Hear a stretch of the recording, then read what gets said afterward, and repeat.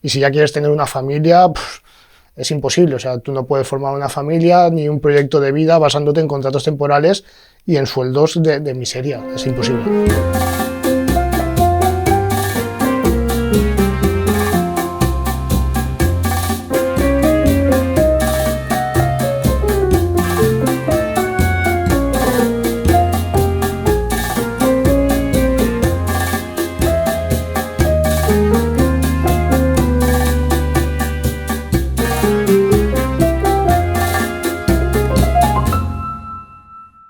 El entrevistado de hoy viene de uno de los sectores a los que más le ha afectado la crisis.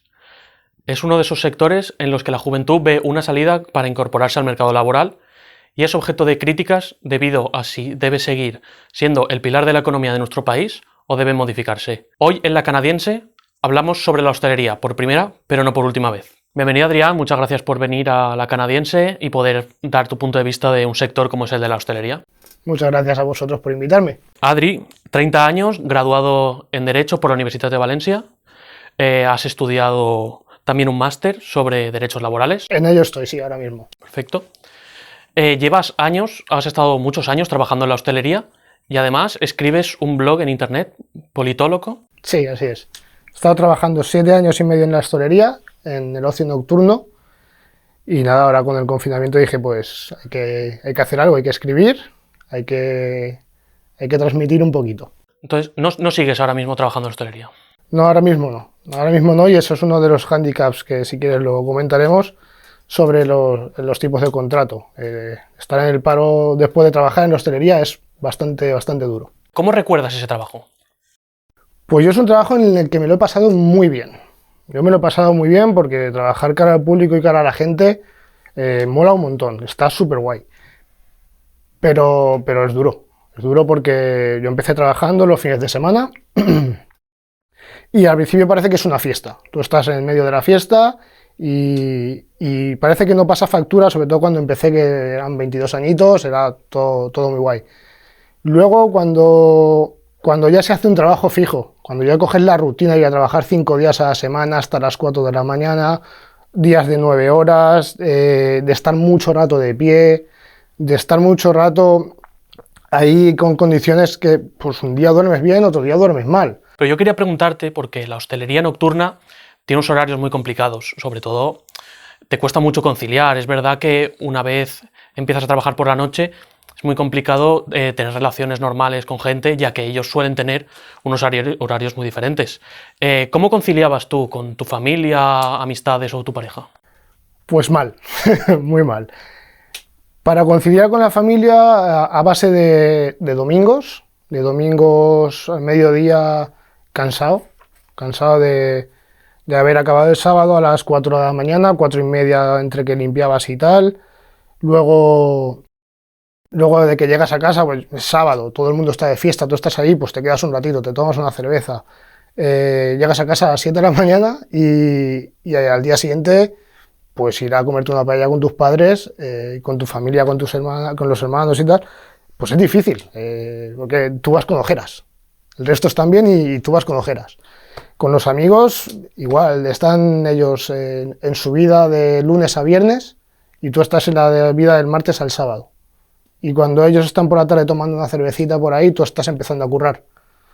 Y con la pareja, pues suerte que he tenido de que mi pareja es del sector y compartíamos horarios, porque si no es imposible, si no hubiera encontrado pareja en mi vida, creo yo. Claro, acabas de comentar que salías pues 4 y media, acababa tu jornada laboral, pero muchas veces te quedabas mucho más tiempo. De normal, ¿cuántas horas estabas? ¿A qué hora salías de tu casa para ir al trabajo y más o menos a qué hora volvías? Yo salía a las 6 y media, depende si iba andando o iba en coche. En la puesta en marcha realmente era a las 5 y media, pues 5 y media hasta la cena, porque tienes que cenar en el curro, dúchate, porque tienes que ir limpio, por supuesto, luego el paseíto hasta el curro, entras a las 7, acabas a las 4, pero realmente acabar a las 4 eran 2 días de 5, el martes y el miércoles, que eran los días más bajitos de faena. Normalmente, pues 4 y media, 5, porque a lo mejor acabas y hay algo que hablar, hay un borracho al que tirar que no quiere salir. Hay alguien que se ha quedado en el váter encerrado, que nos ha pasado, que es muy chistoso. Y luego llegan los días de fin de semana, pues que siempre viene algún amigo a verte, o yo me acuerdo de uno de tus compañeros que ha venido esos días y me he quedado luego con él de charreta. Entonces al final no son las 4, son las 6. Está demostrado que las enfermedades como el estrés, la fatiga, están propiciadas también muchas veces por este trabajo nocturno. El trabajo nocturno lleva a este tipo de enfermedades. ¿Cómo eran tus descansos? Pues el descanso normalmente mal, porque piensa que el mejor día de la semana igual llegas a las 4:30 de la mañana a casa, pues entre que llegas y coges el sueño, porque llegas activado de venir a trabajar, no llegas de leerte un librito y coger sueño. A lo mejor el día que cogía el sueño más temprano era a las 5:30, las 6:30, días a lo mejor de llegar a las 10 de la mañana y seguir con los ojos ojiplático. Luego, yo qué sé, tío, son las 9 de la mañana y el tráfico empieza a sonar. Los pitidos en la calle suenan. Los vecinos abren y cierran puertas, ponen música, sacan el taladro, pasan las ambulancias. O sea, descansar a partir de las 9. En Fallas, por ejemplo, madre mía, en Fallas las despertas todos los días. Es imposible, es muy difícil descansar cuando trabajas por la noche. Otra gran crítica que tiene la hostelería también son sus condiciones laborales. Generalmente vemos muchísimos casos de gente que está trabajando sin contrato, que realiza muchísimas horas y no se le paga. ¿Tú has tenido estos problemas? Sí, claro. Yo tenía contrato, pero de las horas de contrato a las horas reales, casi siempre hay un tramo. A mí, respecto del horario, por ejemplo, me hizo gracia cuando salió la reforma salió la obligación del registro de jornada, una cosa que en el ocio nocturno ya teníamos de hacía tiempo, y era como, esto va a hacer que no hagáis más horas extra. Mentira, todos los garitos y todos los sitios de la hostelería, ese registro horario es falso, y es así. Entonces, pues sí, el contrato, pues es... Yo por suerte lo tenía bastante asemejada a la realidad, pero aún así faltaba. Y muchísimos otros compañeros sé que el contrato no existe o desde luego no es ni parecido a lo que es la realidad. Y luego eso tiene repercusiones que van más allá del momento en el que estás trabajando. Yo me quedé en el paro. Y por culpa de ese contrato precario, ese contrato que no es real y que a menudo no refleja la condición real, porque yo, por ejemplo, era camarero con contrato de ayudante de camarero, ¿vale? Si tienes el contrato de camarero, tienes 1.200 euros de sueldo. Si tienes el de ayudante, no es tanto. ¿Qué pasa? Que me rebajan la condición y me rebajan las horas. Por tanto, cuando yo tiro a cobrar el paro, cuando a mí me correspondería unos 900 euros los primeros meses y 750 los demás meses hasta los 2 años, resulta que no es así, que al principio son 600 porque mi salario real son 900 euros y luego son 450. Con 450 no vive ni Dios. Y eso es condición que viene desde el primer contrato de trabajo de la hostelería. Y eso le pasa a mucha gente. Has comentado lo que cobrabas y es un problema que no afecta solo a la juventud. Es verdad que toda la gente que trabaja en hostelería tiende a tener unos salarios muy bajos, pero quiero focalizarlo en la juventud porque ¿cómo crees que puede afectar esto? Sobre todo a la edad de emancipación, está aumentando. Hemos visto cómo ahora la edad de emancipación está en los 30, ha aumentado bastante en los últimos años y las personas jóvenes no pueden tener un proyecto de vida. ¿Qué opinas sobre esto? Hombre, pues está claro que con salarios bajos es muy difícil pagar alquileres altos. Es imposible, ¿no? Tenemos un salario por aquí y un alquiler por aquí. Es imposible. Luego, claro, la temporalidad, ¿no? Yo no la he sufrido porque por suerte estuve fijo, pero muchos compañeros entraban y salían. Y en muchos otros garitos es entrar, estar 3 meses, salir, volver a los 5 meses. Y claro, si tu vida laboral va con sueldos bajos y se basa en temporalidad, en cada 3 meses entro un poquito de dinero y luego, ¿cómo te vas a ir de casa? Es imposible. O sea, yo me vine de un pueblo y por suerte con la primera beca me pude mantener, encontré el trabajo y pude mantener mi vida particular porque vivía con compañeros de piso, en piso de estudiantes hasta prácticamente ahora, hasta hace poquito. Pero si no es con compañeros de piso, es imposible que un camarero que cobre 700 euros se pueda alquilar un piso de 400, 500 euros por pequeño que sea. Y si ya quieres tener una familia, es imposible. O sea, tú no puedes formar una familia ni un proyecto de vida basándote en contratos temporales y en sueldos de miseria. Es imposible. ¿Qué relación tenías con tus jefes, con tus compañeros? Con los compañeros, muy buena. Siempre nos hemos llevado muy bien, además este es un ambiente festivo y es difícil enfadarte. Siempre algún rocecillo, pues una vez a las 1000, pero es lo más normal del mundo, como en cada casa. Y con las jefas, pues... las jefas, yo sé que son buenas personas. Yo sé que son buenas personas. Me lo han demostrado en muchas ocasiones, pero siempre un poco fuera de lo laboral. Como empresarias, ya no ellas, sino todos, o la gran mayoría del sector, viven un limbo en el que pues no tienen por qué ajustarse mucho a la ley. Entonces, siendo seguramente casi todos esos empresarios buenas personas en lo particular, se meten dentro de un sistema que es, digamos, casi corrupto. Entonces, sí, son buena gente, pero no hacen las cosas bien. Y lo que hay que exigirles es, sí, ustedes tenemos que ayudaros ahora con la pandemia, tenéis que flotar, tenéis que sobrevivir hasta la siguiente etapa, pero en la siguiente etapa nos podemos perdonar una. Tenéis que hacer bien los contratos, tenéis que mantener a la gente que está fija, no decir, te tenemos 4 meses y luego ya veremos. Si la necesidad es fija, tenlo fijo. Entonces hay esa contrapartida de ser buenas personas, pero además ser buenos empresarios, que es lo que creo que falla. No son buenos empresarios, ni en este país, ni en esta comunidad, ni en esta ciudad. ¿Cómo era la relación que podía haber entre un cliente y, en tu caso, pues un camarero, según si eras hombre o mujer?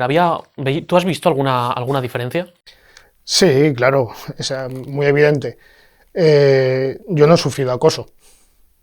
Mucha gente cuando dice que el feminismo está exagerando, que cree que ya no es necesario, que existe una igualdad, ¿por qué crees que estos discursos están calando ahora mismo en la juventud?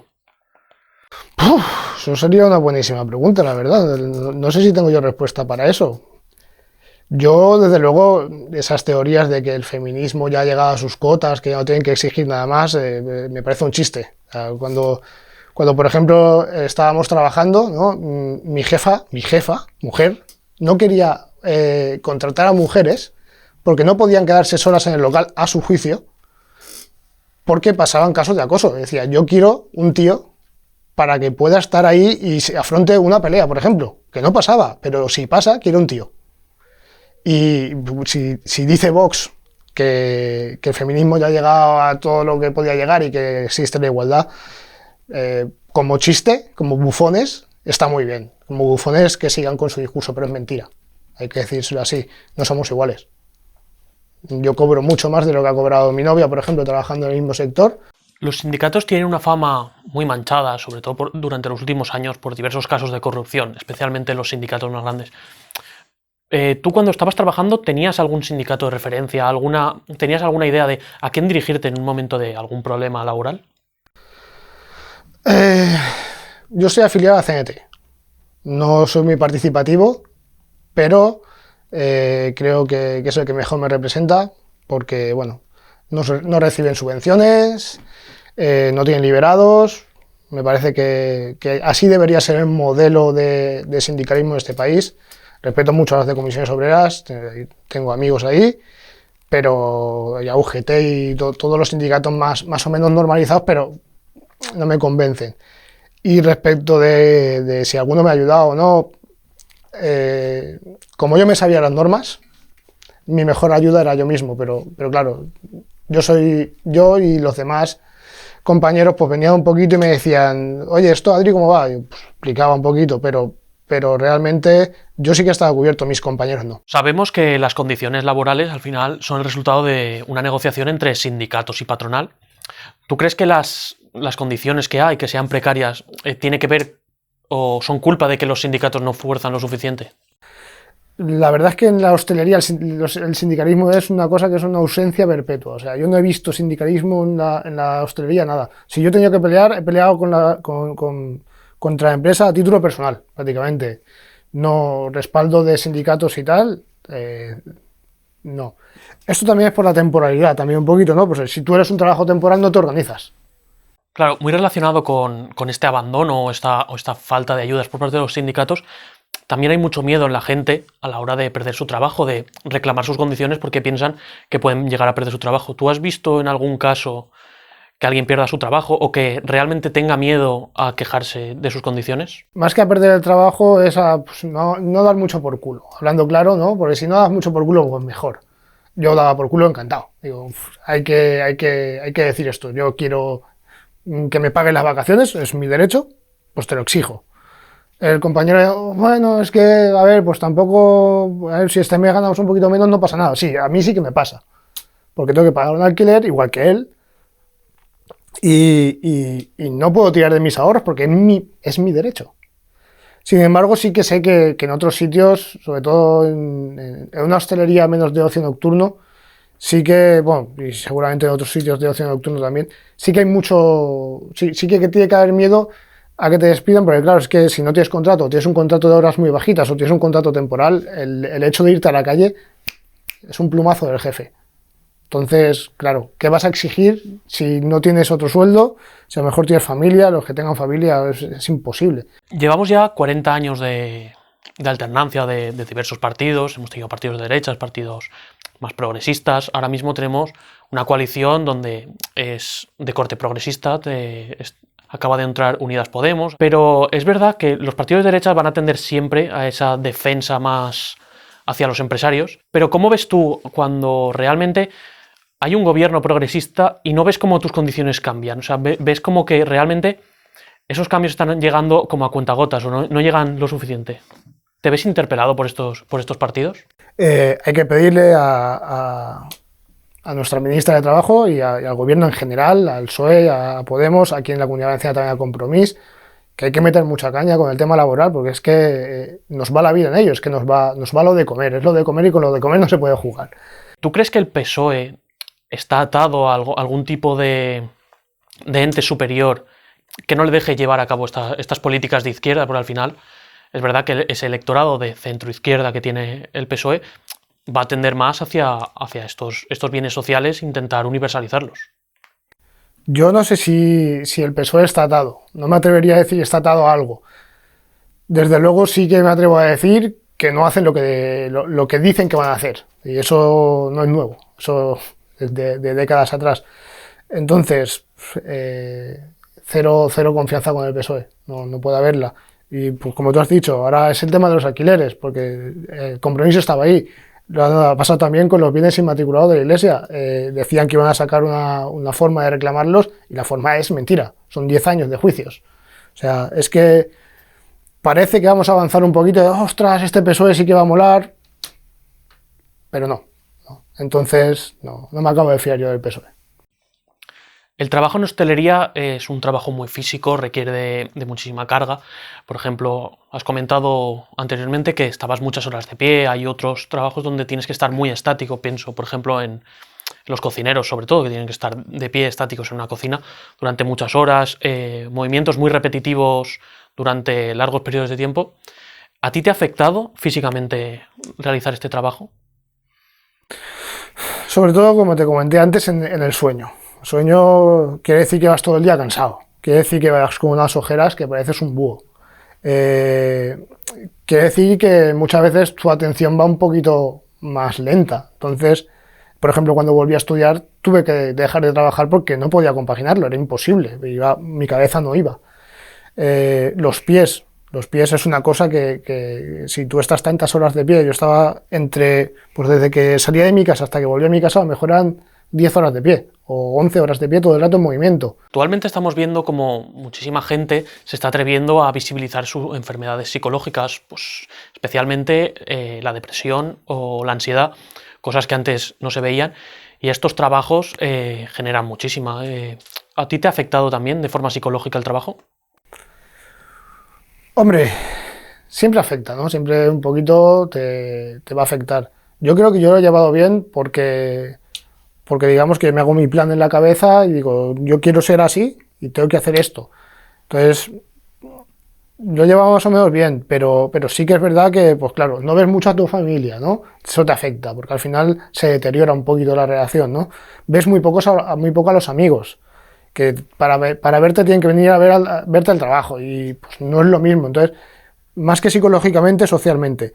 Sí que he visto a muchos compañeros que pues el problema de las adicciones es que es de entrar a trabajar en un local. Yo, por ejemplo, entré a trabajar y empecé a fumar.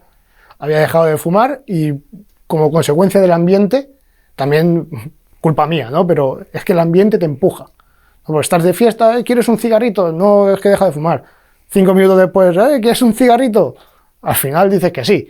Y compañeros que, pues, compañeros ya no de la empresa, sino del sector en general, ¿no? Porque al final los conocemos todos.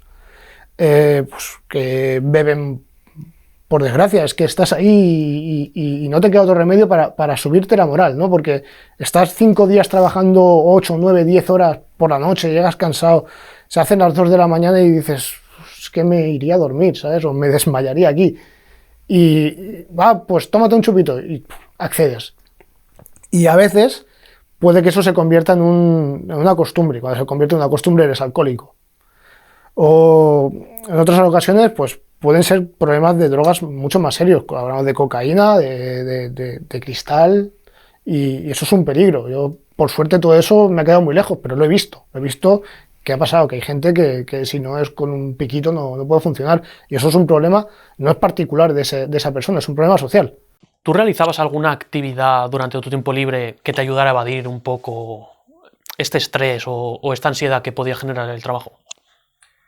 Bueno, a mí me gusta mucho escribir, pues escribo el blog, algún día ojalá me publicara algún libro en algún lado, me gusta mucho pintar, el tema artístico, me gusta mucho leer y pues sobre todo por ahí un poquito también la música, pero menos.